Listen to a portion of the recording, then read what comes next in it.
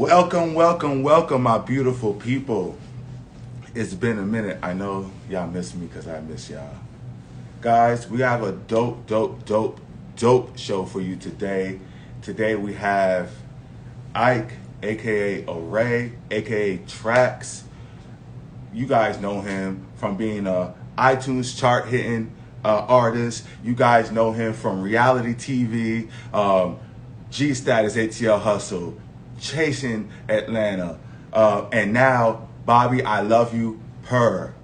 Guys, I got a dope guest for you today. So let's get with it.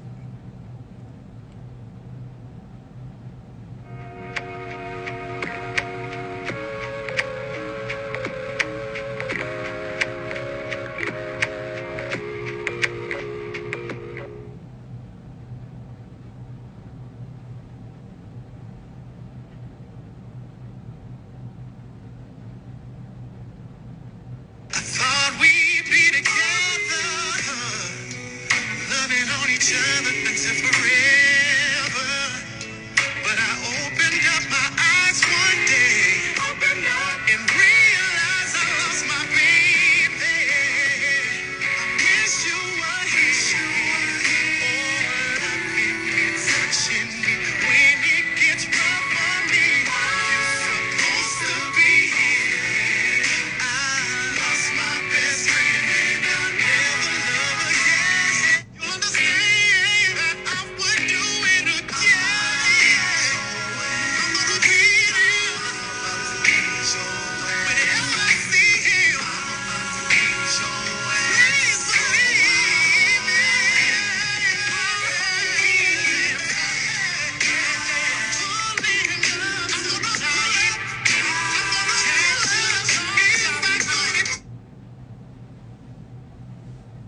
You want a performer? Or you know what I'm saying? You want me to set up as a vendor selling my socks? I'd be happy to. He's like, no, this is what happened. Redrick ends up saying, you playing with his feelings. He don't know what's going on with Ike. And then our guy says you a hoe. Hold on, girl. Redrick said, well, what feelings? The only thing I've ever told Redrick is that I'm not interested in pursuing anything and that he's beautiful. So you ain't gonna check with a bitch and then leave the shit alone. From what I was told, this wasn't supposed to be your event. You piping up now. Nobody else piping up. Can you have me a wing? Now, Ray, this boy right here said you said I didn't want him here. What boy? The one with the flowers. What boy with the flowers? Him. Hey. You told him I didn't want him here. Now, who you bring flowers for? Are they for Ray? They're for Bobby. So you didn't bring down the Ray after you threw him under the bus? Oh, I don't know if I threw him under the bus. Jason Lee, you a little messy, baby. You a little messy. Let me see. Ooh, bitch. Get out the way. Get out the way. Say nothing about no motherfucker. All I heard was my kid say, do it. And I ran the move. She don't ever ran my feet.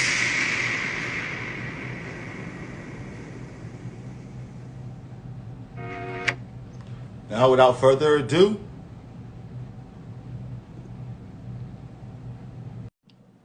Mr. Trackz, aka Array, aka Ike.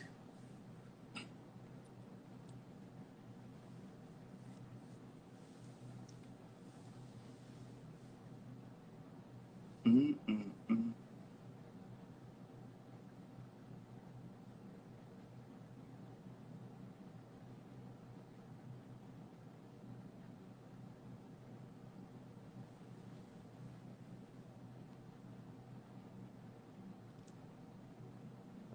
Okay, I press accept.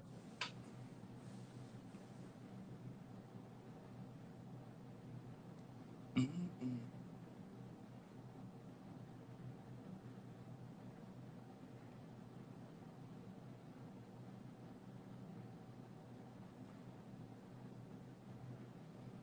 All right, try going back out and coming back in. Says that you're unable to join. Guys, bear with me. We have a technical difficulty. But now we got Ike. Guys, when I tell you this guy is super talented, I hope y'all here to get some tea. We're about to go deep down and dirty with all of it. All of it, guys. We're going to get to know the person behind the name. You know what I mean? That's how we do it here in the Royal Couch.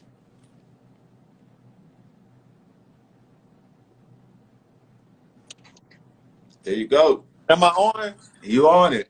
I was like, man, I know my phone is not gonna trip on me today. What's up, King? What's going on? What's going on? This is long, long, long overdue. I know. What an introduction. Thank you so much, man. I was watching the introduction like, is that me? That's you. That's you. Let me tell you something. Before we even get into it, I just want to give you your flowers because honestly, since I came across who you were, like came across your name, like you have just been everywhere doing amazing things. And one thing I want to say about you and your brand is consistent. It's not chasing nothing but your own dreams and your goals. And I admire that. Honestly, that says a lot to who you are as a person, your character, and the fact that you can translate who you are as an individual, but also translate that into your artistry and into your reality TV career. Like that's like honestly, like kudos to you. And like I take off my hat to you for real, for real. Like you're really, really a dope, talented individual. Like honestly. Wow. Thank you. First of all, thank you so much for saying that. And thank you for seeing me. And I want to give you your flowers as well. Before I was actually on any reality show, I knew about the Royal Couch. So shout out to you for consistently doing that and shining a light on queers, the creatives in our community. So I appreciate being here today. It's a full circle moment for me. Look, thank you for that. Yeah, I really, really, really appreciate those kind words. You know what I mean? I try to do a little something, you know what I mean? Just a little something. But now, let's get into it. Let's definitely get into it, guys. I know what most of y'all are here for. You know, we're here to talk about, Bobby, I love you, Purr. But how I do it on my show is I like to talk about the whole brand, the whole entity of who he is. You know, he is more than just Trackz. You know, before he was Trackz, you know what I mean? He was Ike, he's Array, like, you know what I mean? So I want to get through it all and talk about who he is because, like I said, this interview is long overdue. So let's start quickly and let's go before all of this, right? Before the fame, before the TV and all of that, your dreams and goals. Are you where you saw yourself when you set out for your career? You know what? No, I'm on a completely different path. It's similar, but it's completely different. I think when I moved to Atlanta in 2015, I was under the impression that I had to be just one thing. You know what I'm saying? I know how to sing. I've polished my talent, and I'm coming here to be the next big singer. But the thing about Atlanta, it unlocks a spirit of hustle, and I didn't know that I could be so prolific. You know what I'm saying? I never even thought of reality TV as a consideration, and here I am on my third show. So at this point in the game, it's just whatever is going to enhance my visibility and expand my reach as far as my brand. So it's completely different than what I imagined, but it's a blessing. And guys, and when we talk about brand, he definitely has, entrepreneur, he has his sock brand. You know, he's a recording artist, chart hitting recording artist. You know what I'm saying? Like, the guy is, and he's not just on no degular reality shows. Like, he's on like the top of the top. You know what I mean? And I just want to really commend you because, 2015 is not that long ago. And here you are today on your third reality show, two singles that have hit the charts. Like, you know what I mean? Like, your socks are going crazy. You know what I'm saying? Like, everything is just phenomenal in your life. So let's just say, I want everyone to realize just who we have here. Like, it's not just Trackz from, Bobby, I love you, Purr. Like, I need them to understand, your resume. Wow. But let's get into it. So singing, you are very talented. You know what I mean? How did you get into that? Like, when did you know singing was what you wanted to do? You know what? I think it happened in high school. I always knew that I could do it a little bit, but it wasn't until my high school band needed a feature because they were doing a Teddy Pendergrass song, and my friends kind of pushed me to do it. So that was my first time performing in front of a big crowd. And when I heard the roars and the screams and the applause from the crowd, I'm like, oh my God, I want to hear that for the rest of my life. So it was from that moment on where I went to school, I became classically trained, I polished my skill into a talent, and then I kind of outgrew my surroundings because I'm from a small town in Louisiana. population 7,000. It's called Donaldsonville. But I outgrew my environment because my dreams were just simply too big. So I had to come to Atlanta, which is this mecca for young Black entertainment and success, and became a recording artist in 2018. And here we are today, what, 4 years later in this thing with a little success, you know? So God is good, man. Look, a little, let's no little nothing at all. You know what I mean? We do big things around here. We do big things. But this Southern gentleman that you kind of translate even in your music, like, you know what I mean? Like, you have such a, I don't know if it's your tone or your presence, it might be all of it together, but you have this Southern gentleman quality that transfers through each of your career paths, through each of your livelihoods that I see, you know. Where does that stem from? You know, where does that, I'm gonna make sure that I carry that trait come from? Yeah, you know, it's just in my DNA. I never shy away from saying I'm from Louisiana, because when I say that, it means something. Like, we are the real South. That's where I learned courtesy. That's where I learned poise. That's where I learned grace. That's where I learned character and integrity. So it's literally in my framework. I was raised by a superwoman in the church, with just a spirit of love and righteousness. So I can't help but to, like, I can't abandon that in anything I do. I have to stay true to that. It's literally in my framework. So even when I'm doing music, even on a show like Zeus, if we're talking about it, like a network like Zeus, which is kind of has its own reputation, I have to stay true to who I am because I can't abandon that. So I think it translates in everything I do because it's authentically me. I love that. And we're gonna get to that because that that brings me to a question that I'm gonna have later on. So you're in your music path, right? Mm-hmm. Now, reality TV somehow gets into your vision, right? How does that, where does that journey take place? Man, I don't even know. It was completely like random as hell. Now I'm gonna start by saying Cameron, from Chasing Atlanta, is my friend. We've been friends since the year I moved here, before he was even doing Chasing. So I was familiar with his journey in doing that, but I still kind of never wanted to do it for myself. It wasn't until when was that? 2019? Had to be 2019. I was working at British Airways, and we had a lot of downtime, and I would always watch G Status ATL Hustle. And the show was just so funny to me. Mm-hmm. And I was at a time in my life where I'm like, okay, I need to expand. I need to reach a bigger audience. I need to appeal to the LGBTQ community. Because before that, I would only play to the heterosexual community anytime I would sing or do performances. So I think it was a bridge to kind of connect me to my community. And I was like, hey, I could do that. So I literally just auditioned for it. Didn't think nothing of it. I did it on a whim, and they called me back, and that's how I started. Mm. So you touched on something that I'm glad you did. You know, because I vaguely, but I do remember, like, you know, when I first was introduced to you and your brand, I felt like it was more towards the heterosexual community. Now, was that consciously as far as, hey, I just want to be an artist, not a LGBTQ artist, or, you know what I mean? Or like, what was your mindset on that? Was that something that was purposeful? You know, at the time, I hadn't really been introduced to the scene. So I just didn't have the connections or that bridge. But what I will say is I still kind of carry that with me today in just being an artist and not considering myself a gay artist, because when you think about it, and gay artists hate when I say this, but there is no lane. It's not a lane for gay artists. Some people have trickled in, a couple people, but I feel like when you still can name 1,000 people on this side and only say 2 do it on this side, and you know, half of the people that have made it came out after the fact, it's some things that you just have to do to get in, and then you got to be yourself. Sometimes you got to Lil Nas X your way in, a Frank Ocean your way in. So I kind of lead with my skills.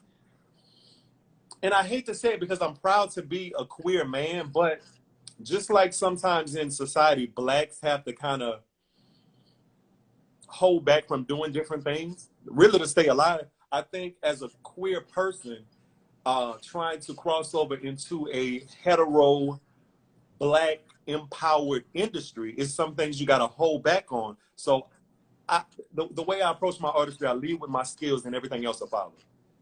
I love that. I think a lot of people in this entertainment industry need to go with that motto. Like, honestly, like, lead with your skill and everything else will follow. And I feel like people think that everything else needs to lead and then the skill follows. And that's where they kind of crash and burn at. And you know, they hate when I say that because I'm all for people being themselves, but in this society, you can't really lead with the pro rainbow, pro out, pro gay, pro femme, because it'll take you a little longer, or it might just subject you to just be the neighborhood superstar and not a mainstream act. So, You know, I work in the club industry, right? And I realized that there's a lot of people who did the whole everything else versus their music, and we realize people's music is bigger than their brand, or people's brand is bigger than their music, you know, vice versa, whatever the case may be. And I've learned that in like booking people and different things of that nature, how, you know, you can book an artist and no one knows them, only knows their song, or vice versa, only knows their song but not the artist. And I feel like that's a big cause of that you feel like you have to lead with everything else versus your skill than, you know, leading with your skill. Because once you lead with your skill and hone in on your brand, you feel what I'm saying? Like, that's what's going to be recognized first. In going into this, right?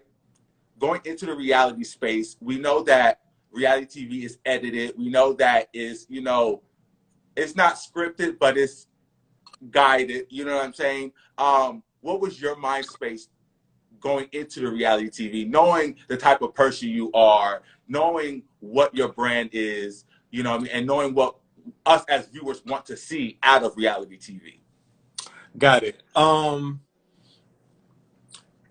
I guess I'll start with G Status, because me going into the second season of G Status, I was already familiar with the first season.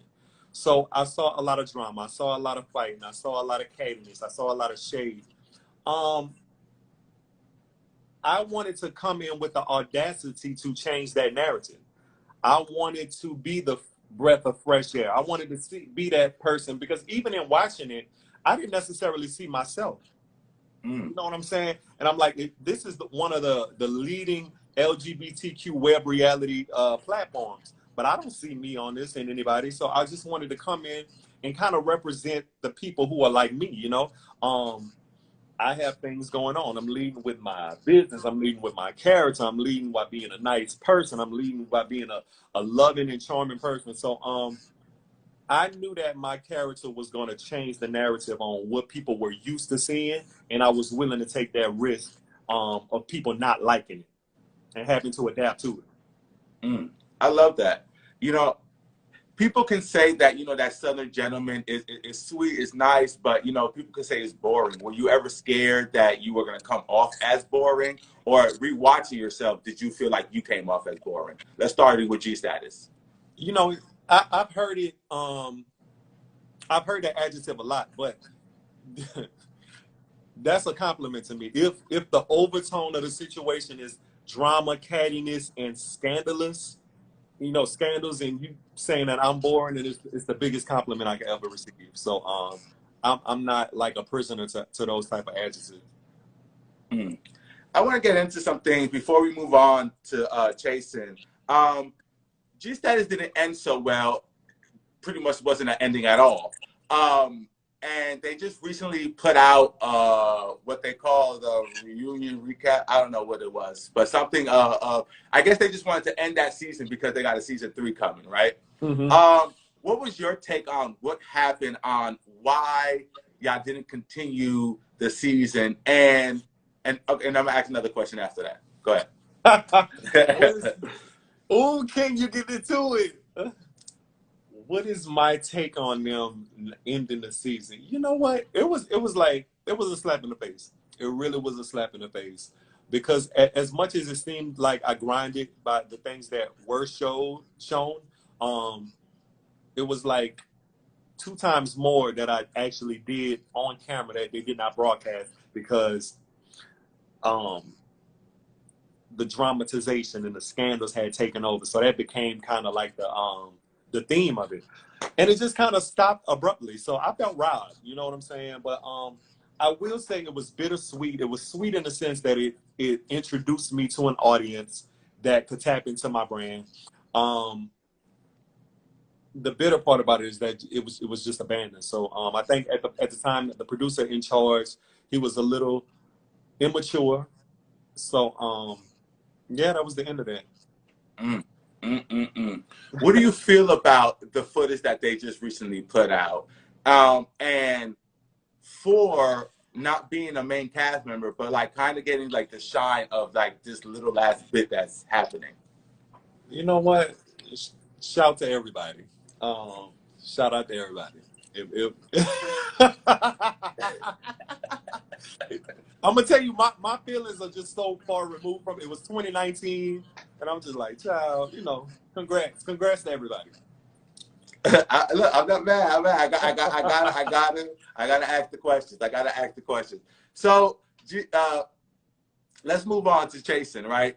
Chasen, you know, is renowned, is, you know, the #1 LGBT reality show, YouTube. Like it is doing big things, big numbers and stuff like that. How did you get a part of that mix, and what made you go from having that whole ordeal with G Status to say, you know what, I'll try it with Chasen? I'm gonna do it again. Yeah. I had always had people in my ear whispering like, you need to be on Chasen. G Status did you wrong, Chasen. You need to be on Chasen. Even Cameron was like, you need to come on. So at that point in my life, like I'm like trying to do more than I did the previous year. So I'm literally competing against my previous self. In 2015, I was on Wheel of Fortune.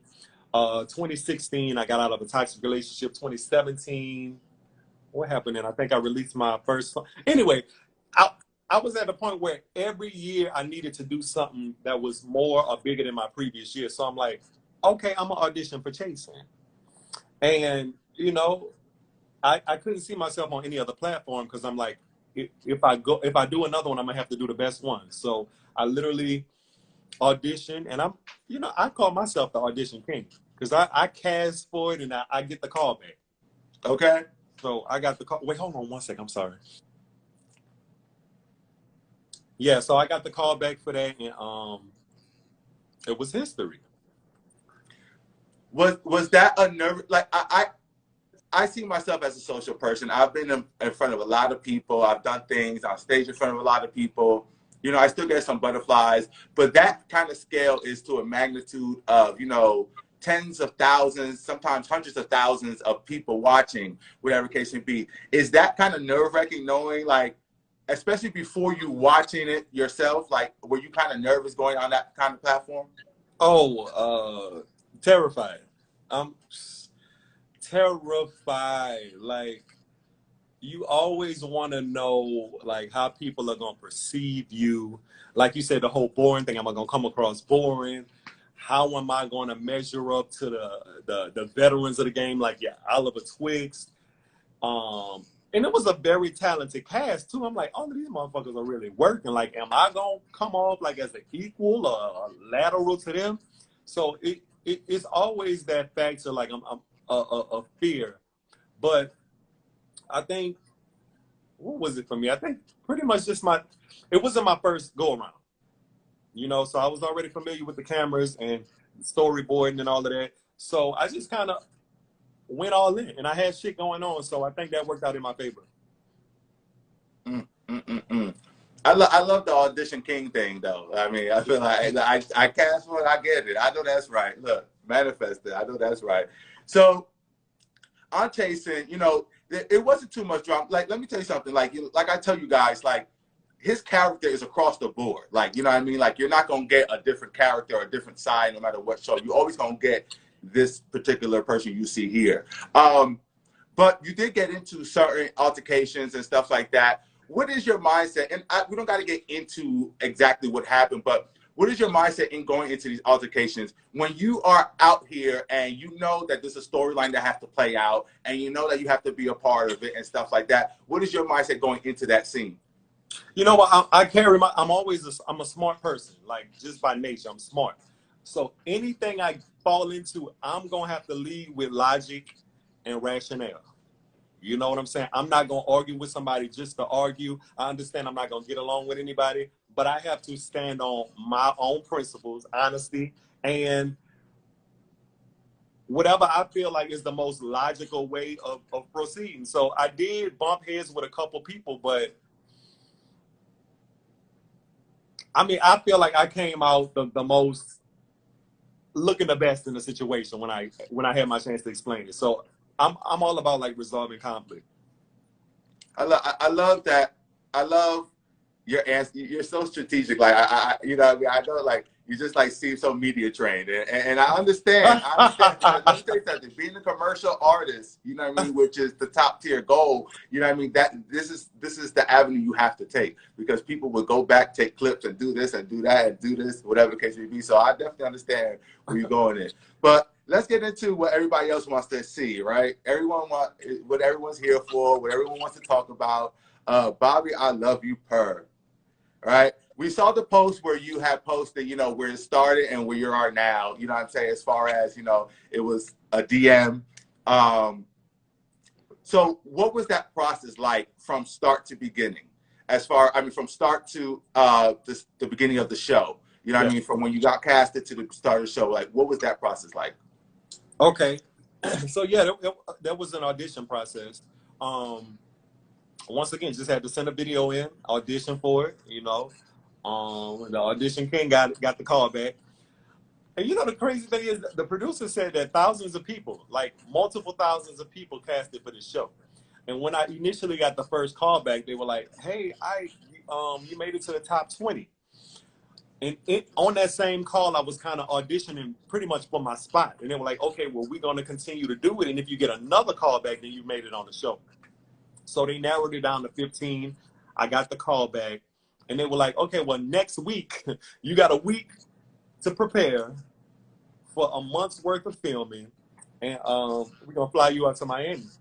So it happened very fast. It happened very fast. Did I answer your question? Yeah, you did. You did. Okay. I didn't realize it was that fast. It was quick. Because I know a lot of times, sometimes even it takes even months before you even get to like the start of filming.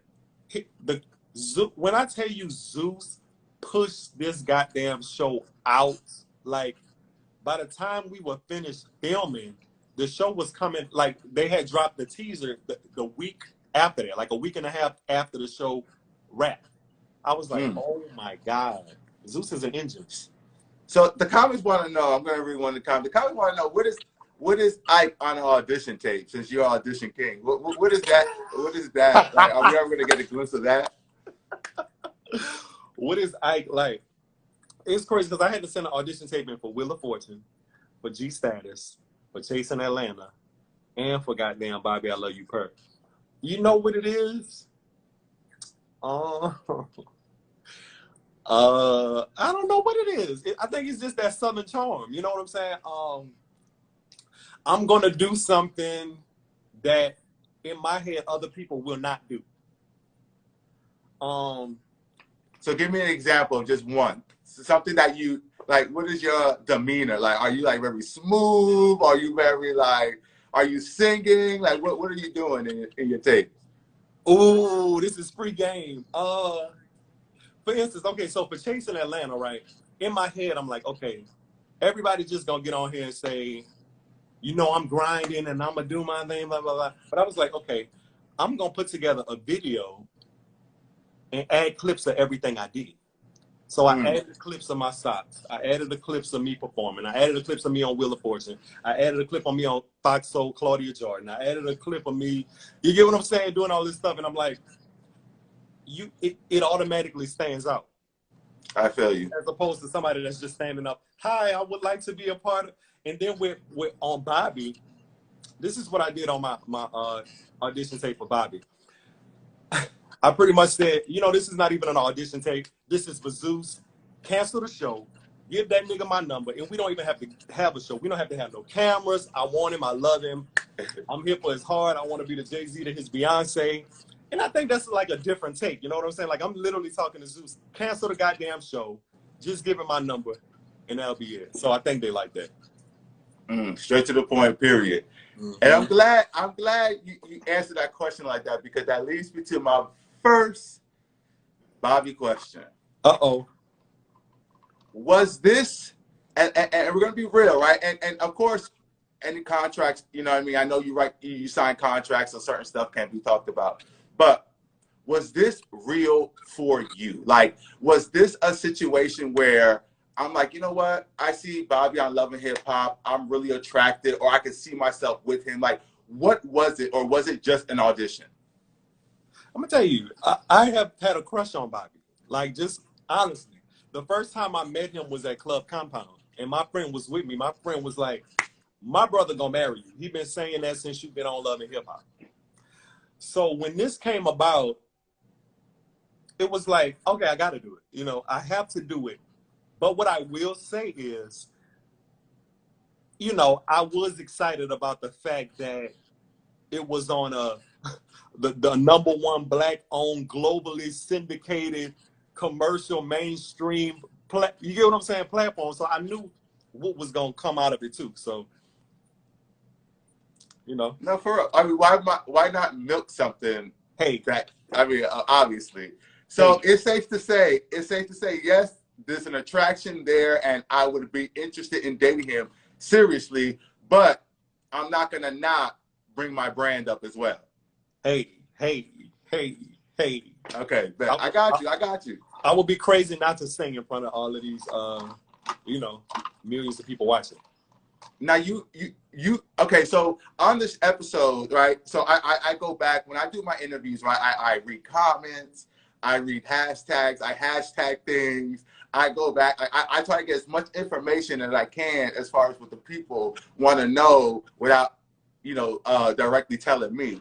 So a lot of people see you know, singing, you know, pretty much every episode you're either singing an elimination or something like that. You know what I mean?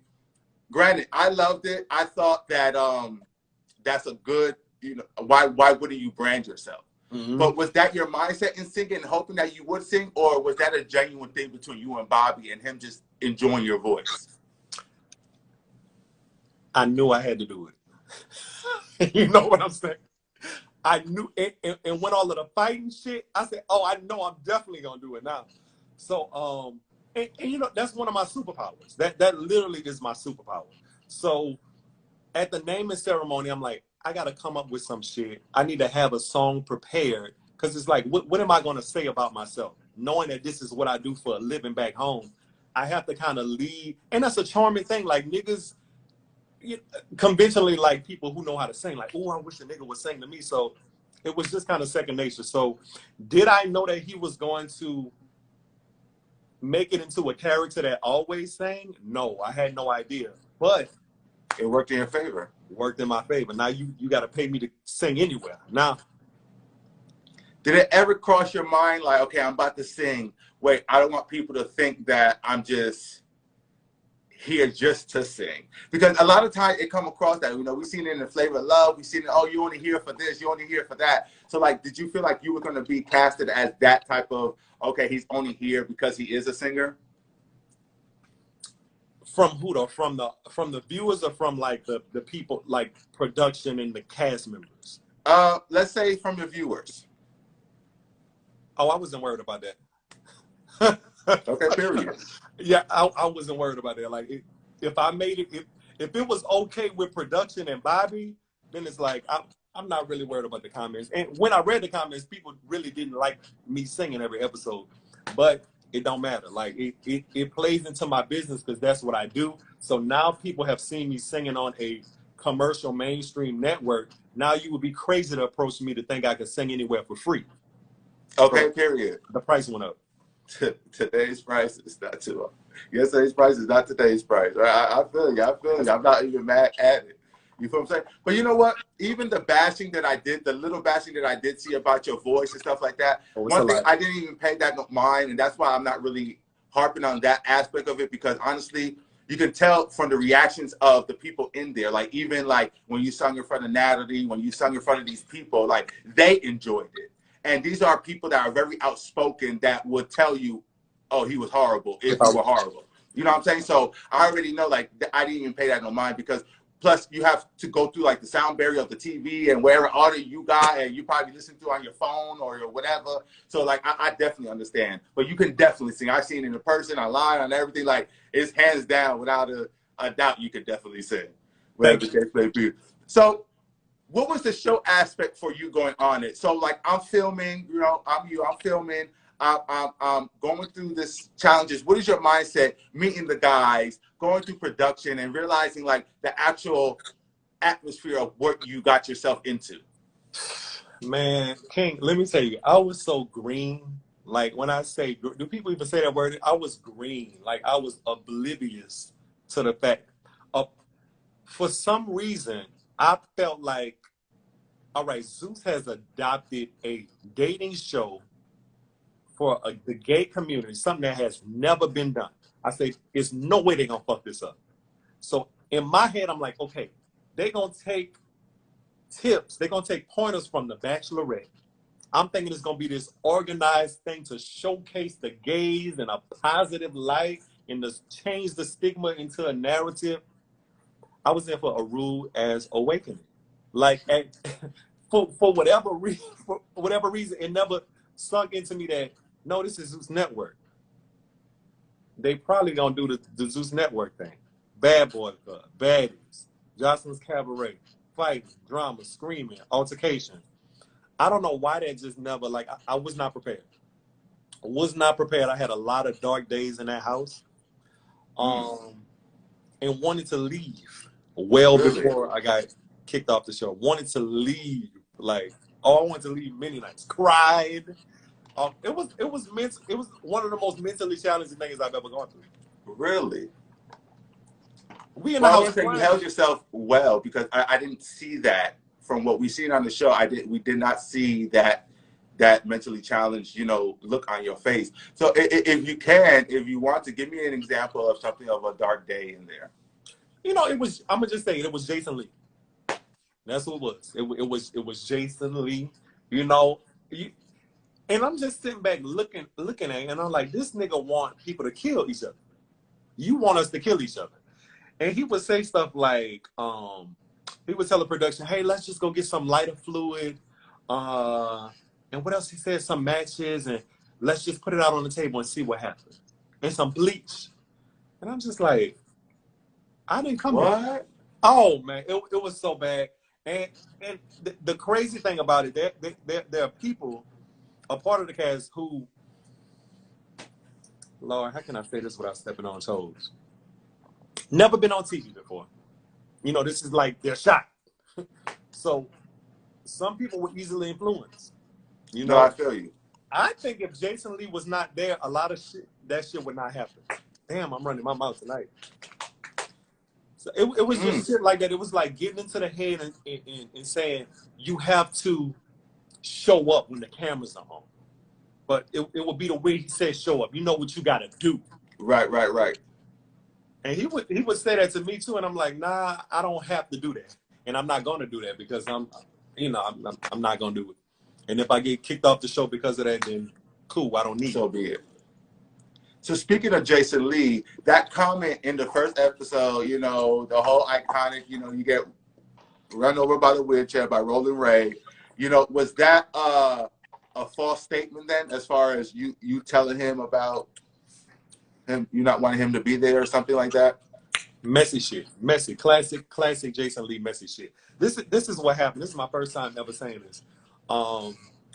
So when I was getting my hair cut, Rolling Ray came in. This is my first time. I think I met Rolling Ray before anybody else did. Okay. Rolling Ray came in and I introduced myself. I was excited to see him. Oh my God, it's so nice to meet you. He was like, Friend, you're so talented. I just wanted to let you know that me and Bobby handpicked you. He said, Jason Lee didn't pick you. He didn't want you, but me and Bobby picked you and majority rules, so we're happy to have you today. So when I got back to the photo shoot with the guys, I'm happy. I'm like, yo, I just met Rolling Ray. Oh my God, he was so sweet. He said that him and Bobby picked me themselves. He said, Jason Lee, I wasn't Jason Lee's pick, but he's happy I'm here because he picked me. One of the guys from the cast, nobody know this, said this, brought it back to Jason Lee. And I guess he decided to bring it on camera for a moment that he ended up getting, you know. So that was just some off-camera shit that was just spent into a whirlwind of chaos for no reason. Yeah, 'cause I was gonna say, did you even know them? Like, to even have this conversation prior? Like, where is this even coming from? So, what was your mindset in Rolling Ray? Okay, first off, was that scripted? Like, did you know he was about to roll into you? No, I thought, because we've never seen Rolling Ray is like notorious for like pushing people's buttons online and, you know, being funny. That nigga ain't never just ran over nobody. So I didn't know what he was about to do. I thought he was about to come closer and say some crazy shit to me. This motherfucker did not stop. I was shocked.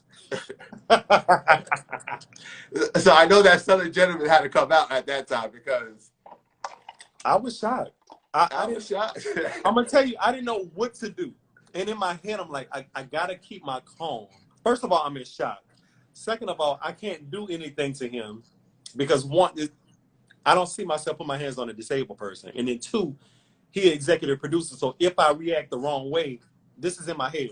That nigga could say, bye, you gone, before I even get a chance to even establish myself on the show. So I just dealt with it. You know, I don't know if the people want to know, but this crossed my mind when in the last episode when it was like when Ray was like his chair fucked up. I was like, I got something to do with that. I was like, I got something to do with that shit. I was like, that shit was funny as hell. That's funny. I'm really in this. I'm honestly like disappointed that you had such a dark time in there. I didn't think that you were gonna come out and say that, but it kind of makes sense to knowing Jason Lee and what he does and stuff like that, as far as what he can kind of portray. So, as far as the other cast members in there, were there anybody you really did not like, kind of care for, or? I mean, I see y'all all, a lot of y'all now go live together, you know what I mean? Y'all brother this, brother that. So I see the union that y'all have created, but that's not everybody on the cast. You know what I mean? So what was your take on the cast members going in? Let's start there. Y'all, King is asking the questions, y'all.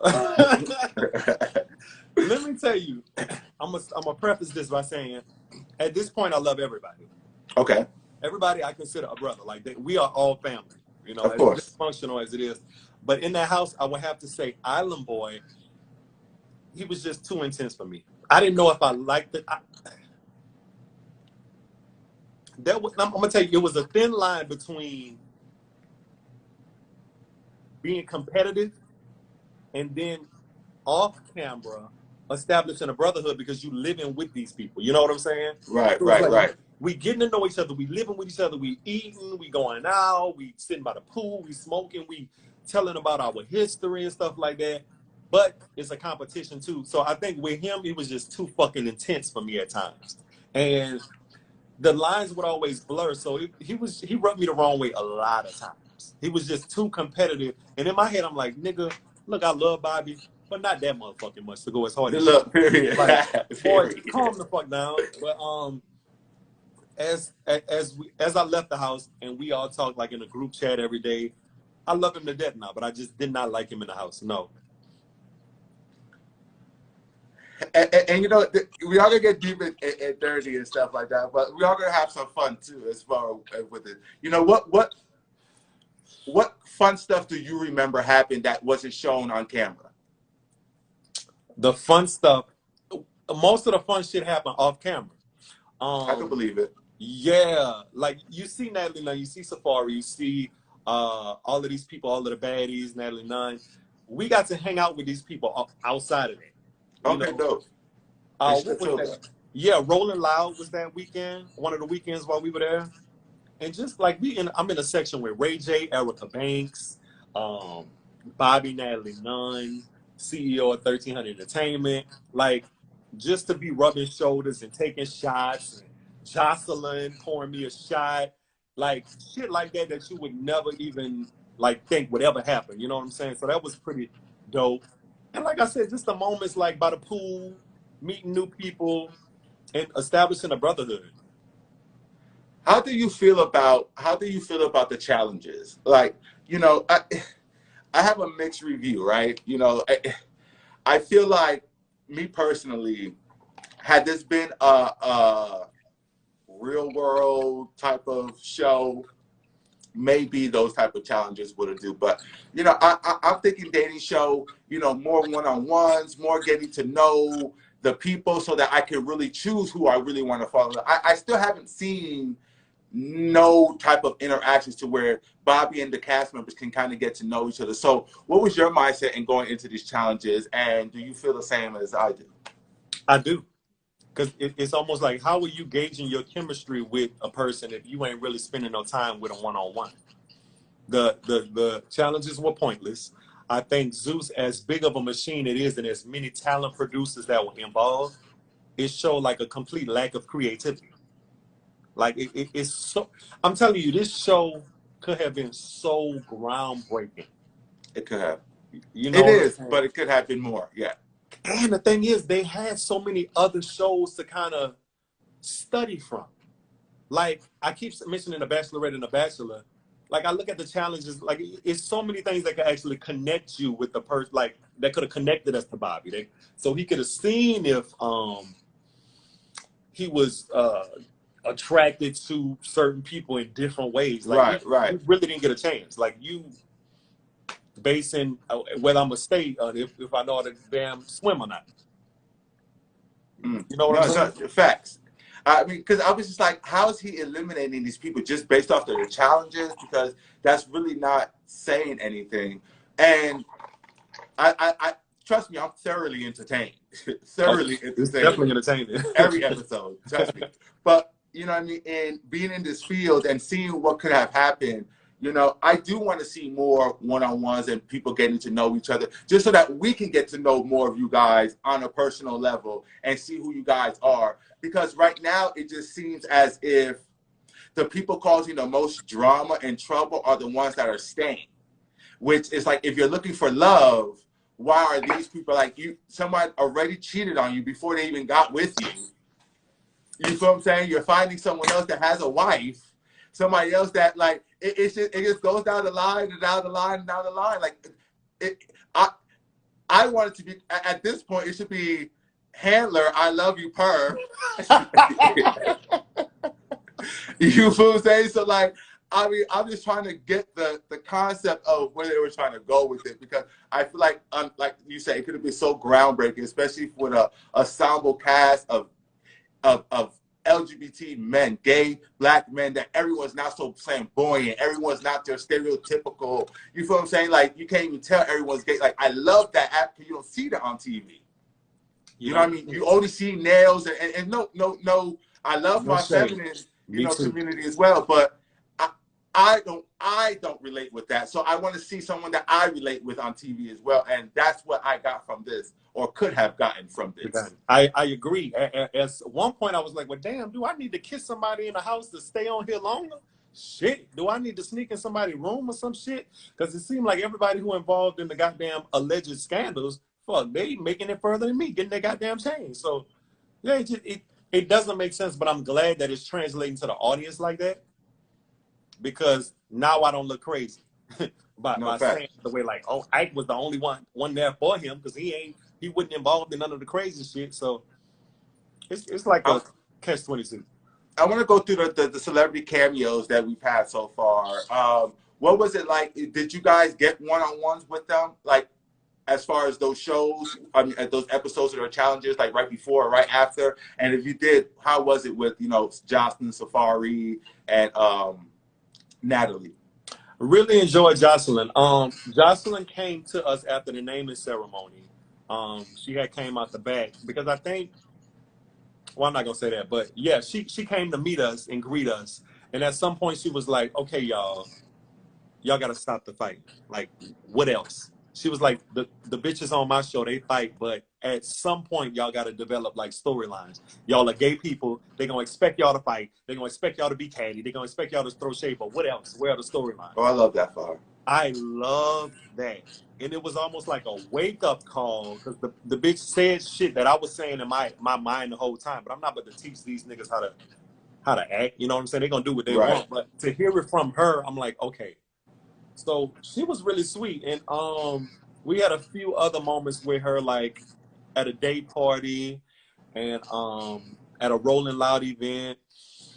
Who else? Natalie Nunn. Same thing, like in sections and pouring up and turning up. So that was really cool. I love that. I love their experience. I really want to get your take on Bobby. We talked a little about Roller Ray already, but like Bobby, from your crush on Bobby, on Love and Hip Hop, to meeting him originally on the start of this to now, is your view on Bobby the same? And if not, what has changed, good or bad? I'm going to tell you this. I fell in love with him. Look, just like Andre said, once we stopped fighting, we had a boxing challenge. Right. I fell in love with him. Like, I'm talking about his personality, like just genuinely transparent. Yeah, just not like on some romantic shit, but just like, oh, I get to see the person. We got to experience him upset. We got to experience him go through grief because he lost a cousin to gun violence during that, like, unexpectedly. So just a whirlwind of emotions. And we got to tap into like him as a executive producer, like off camera. I had a conversation with him, he was like, so we're gonna make your character into a singing character. Like, and you gonna sing more than you talk. And to me, that's him saying, this is gonna help your brand. Like, y'all got.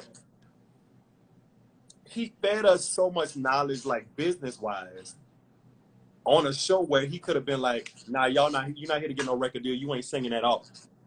But it was he was like pushing, like, y'all got to have y'all shit in place for when this shit is over, because y'all got to still live y'all life after this. So I had a lot of respect for him, and he was just a cool person. Really, really cool. I love that. Does he check up on y'all now? I mean, because mental illness is, is real, right? And, the power, people don't understand gay react. Everyone wants the fame and the fortune, but they don't understand the backlash, the feedback, the comments, what comes with that. You know what I mean? And, does he kind of check up on y'all just knowing that what are y'all going through and stuff like that? Or you, if you're going to speak on yourself? Nah. Nah. Hold on, let me see who just came here. No,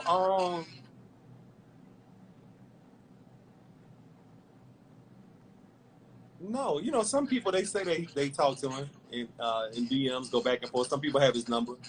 I don't. Would you collab with him on a song? I mean, 'cause he could rap. I'm not even gonna hold that from him too, because Bobby could, like, he could really rap, like, for real. Yeah, I would collab with him. He's talented. Oh, I would love that. That should actually be dope. I think he should do something with all of y'all, honestly. So moving forward, is there any?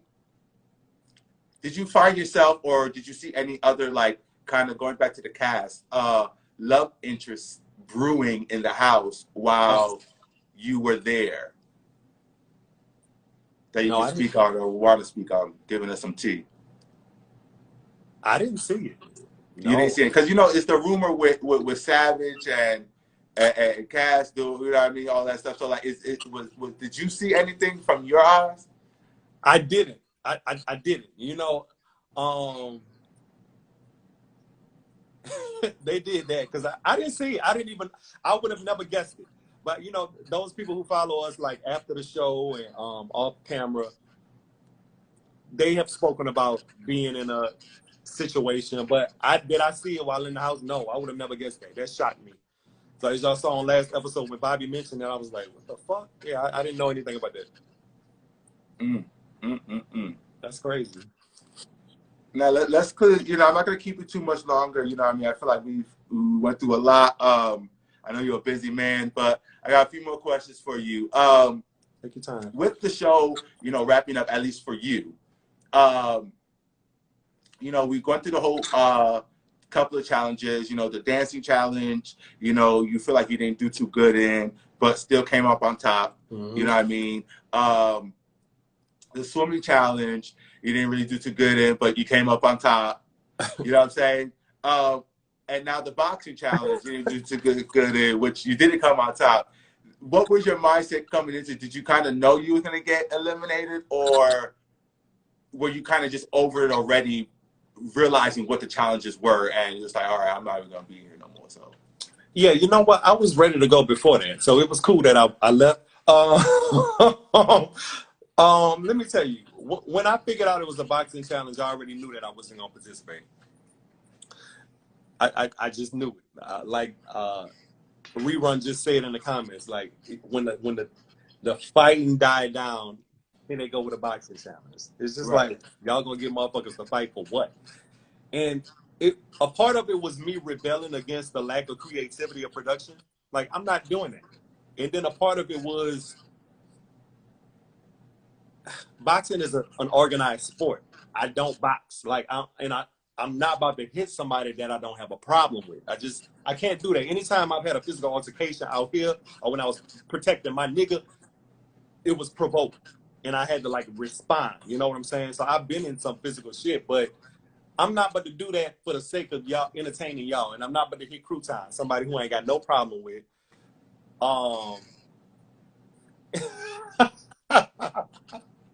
Can I say this? That nigga, this boy Rerun did tell me before I got in the ring, he was like, hey, don't you let no white boy beat your ass. I still remember him saying it. But I just wasn't interested. I wasn't interested in the shit. And they cut my confessional, but I said, look, I'm going to let, at the first contact, I'm bowing out of this bitch. And I'm cool with that. I'm good with that. Good with it. Then I'm one of the oldest in the house. Like, I can't be keeping up with these young whippersnappers. Like, Unc was tired at that point. Look, Unc was tired. Look, I feel like I'm not mad at you. And look, you know what? This is what they didn't see. We was up there for 3-4 hours just looking at each other. It was hot. We hadn't eaten no goddamn lunch. So I was already tired and over it, mixed with the shit I just said. So I'm like, nah, let me just, I'm good. If y'all got to send me home, that's good.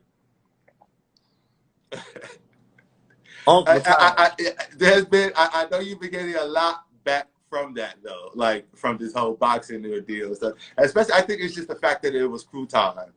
You know what I mean? And it was funny, but I just enjoyed. I laughed. It was really entertaining. I understand. You know what I mean? I don't think it classifies you as anything, especially with your last single hitting the charts. You know what I mean? Hope he can fight. You know what I mean? So that played along with. King, come on now, give me a break, God. No, I mean I understand though. Boxing and fighting on the street is two different things. Please say that. That is two different things. Yeah. That is way two different things. So I definitely understand. No, I definitely understand. But we're going to hear wrap it up soon, whatever the case may be. I just wanted to have your full take on just the aftermath of this whole Bobby, I love you, period. What is your feedback? What has been the love, the hate? What has just been your overall feedback since being on the show and now coming off of it? You know what? Personally, it's been a blessing to me. My followers have almost tripled in just that short amount of time. So I'm thankful for the opportunities. I'm thankful for the relationships, the business relationships, the things that I have in motion, like behind the scenes now. I'm very thankful for that. It was great to be on the Zeus platform because Zeus is doing something right now. For it to be a Black-owned network, gaining so much ground. I think me being a part of them blazing that trail says a lot. Like it's just another thing to add to my resume. My critique with this show specifically, I would have liked people to watch this show and at the end of it, they say, I didn't know gays was like this. This has changed my whole idea about what I thought the gay community was. But I think it further perpetuates those stigmas that we are sex-crazed objects. It objectifies us, of course. All we do is fight. All we caddy, we drama. There's scandals. People going on a love show, but they fucking each other. Like, it just kind of paints, it perpetuates that picture that people have painted the gay community to be. So I think if it was done it just needed a little more substance for me. It needed, you know what I think it needed? It needed gay people to be involved in the production aspect of it. Because I think they would have steered it. By it being Zeus Network, there's many forms of entertainment.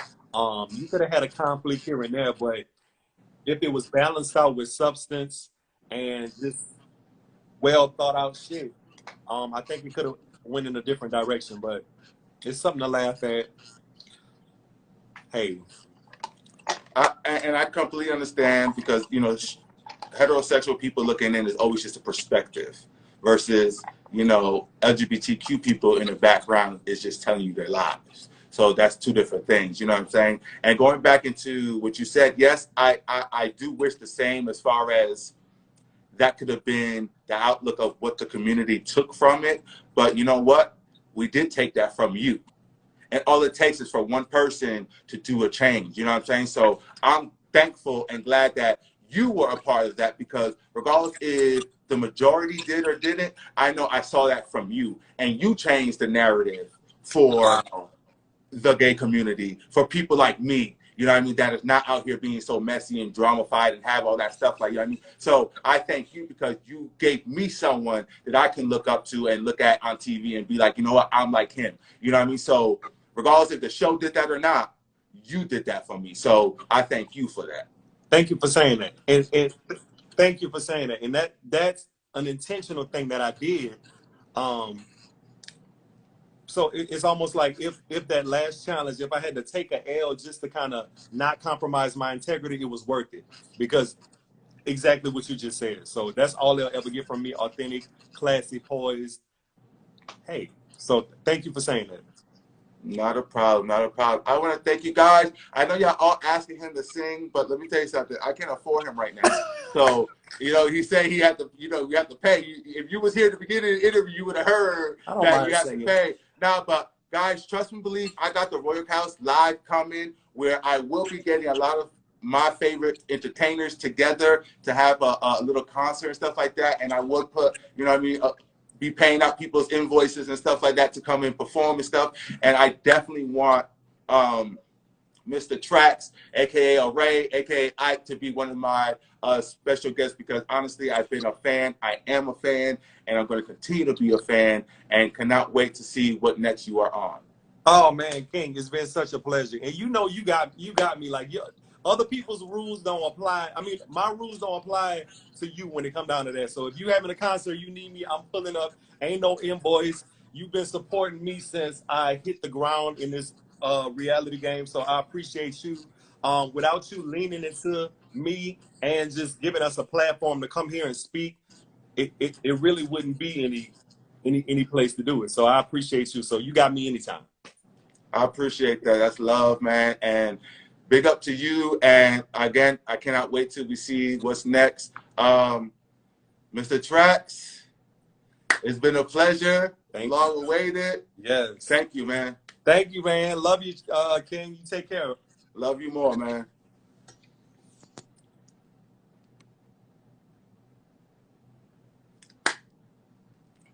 Guys, thank you so much for tuning in. Next week, we have Big Purr.